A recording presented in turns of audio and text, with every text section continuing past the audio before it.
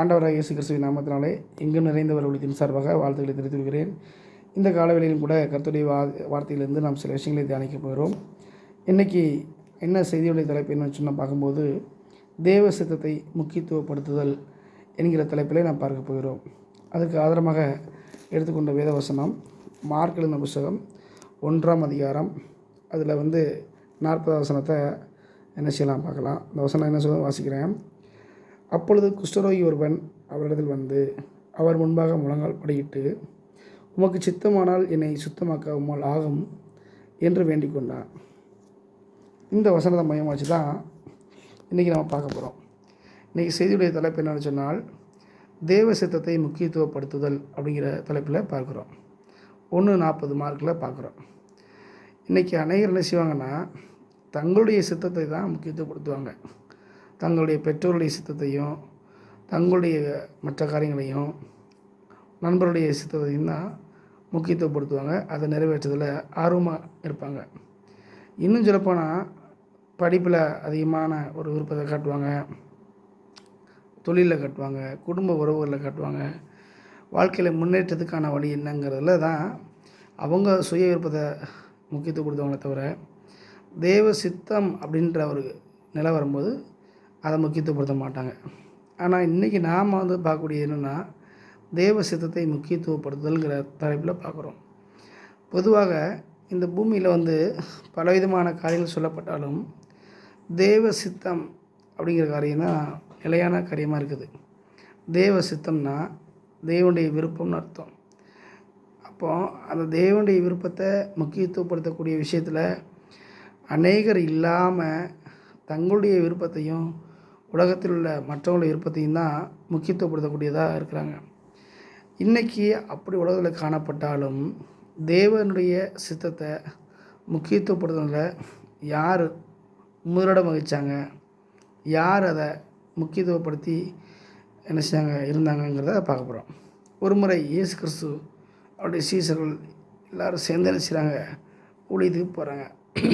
ஊழியத்துக்கு போயிட்டு கலிலேயாங்கிற ஒரு ஏரியா பக்கம் வராங்க. அந்த இடத்துல ஊழியத்துக்காக போயிட்டு வரும்போது ஒரு தொழுநோயாளர் ஒருத்தர் வராரு. தொழுநோயாளர்னால் குஷ்டம் நிறைந்தவர், குஷ்டரோகின்னு அர்த்தம். அந்த நாட்களில் குஷ்டரோகி என்ன செய்வாங்கன்னா ஊருக்குள்ளே சேர்க்க மாட்டாங்க, ஒன்றா வச்சுருக்க மாட்டாங்க, ஒதுக்கிடுவாங்க. எல்லாராலும் புறக்கணிக்கப்பட்ட, எல்லாராலும் ஒரு வெறுக்கப்பட்ட ஒரு சூழலில் அவர் இருந்தார்.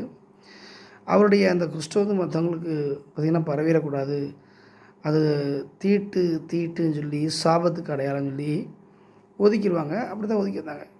அப்போ ஒரு குஷ்டரோகி அவர் என்ன செஞ்சார், இயேசு கிறிஸ்துவை நோக்கி அவர்கிட்ட வரார்.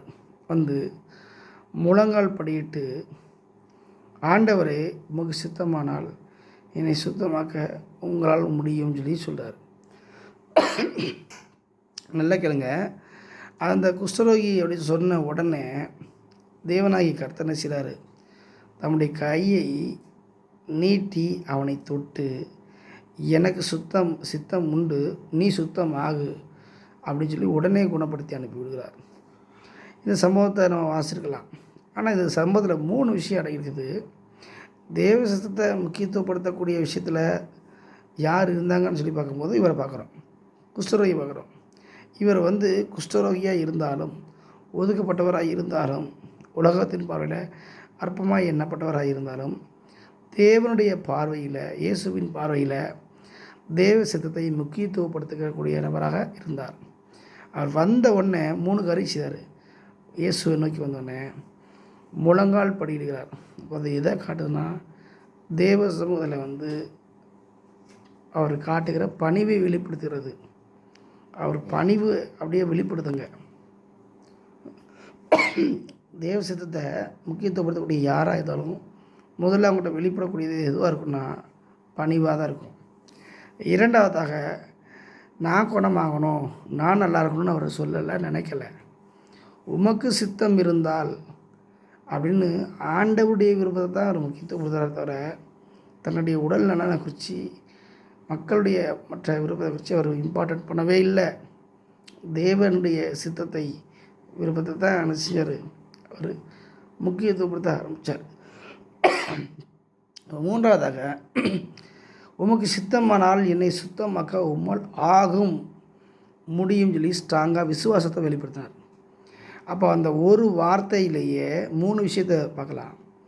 அவர் பணிந்து கொள்ளக்கூடிய பணிவு, தன் விருப்பம் இல்லை, தேவ சித்தம் தான் முக்கியம்னு பார்க்குற நிலைமை, முடியுங்கிற விசுவாசம், இதெல்லாம் சேர்ந்து பார்த்தது இருந்ததுனால தான் எனக்கு சித்தம் இருக்குப்பா, நீ சுத்தமான உடனே கையை நீட்டி தொட்டு குணமாக்கினார்.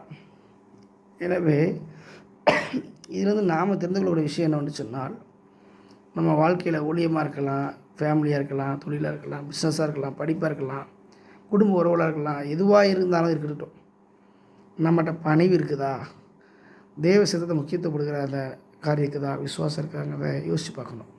இன்றைக்கி தேவ சித்தத்தை முக்கியத்துவப்படுத்தலுங்கிற தலைப்பில் பார்க்குறோம்.